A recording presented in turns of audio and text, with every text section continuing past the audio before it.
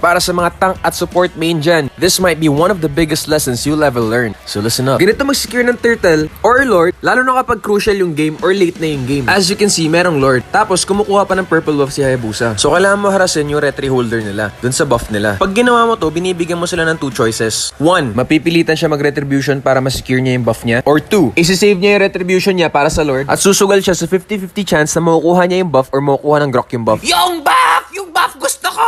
Mas importante yung buff kaysa Lord! Diyan ka nagkakamali, kaibigang Hayabusa, dahil ni-retribution mo yung mong buff. Dahil sa mo, mapayapa kaming makakapag-lord dito without the worries of it being stolen by the enemy's retribution holder. Ang saya, di ba? To my fellow tank and support users, saka lang to gumagana kapag up yung buff nila at up yung lord. Pag may buff sila, silipin nyo kung nagbabuff sila, tapos pilitin mo mag-retry. Sa oras na marinig mo mag-retribution yung core nila, bigyan mo na ng go sign yung makakampi mo na mag-lord. Ito yung isa sa mga maliliit na paraan kung paano mabubuhat ng isang tank or support yung isang laro. Yung tipong pag nanalo kayo, mapapangiti ka na lang kasi alam mo sa sarili mo na malaki yung contribution mo sa pagkapanalo ninyo. Ally has slain Lord.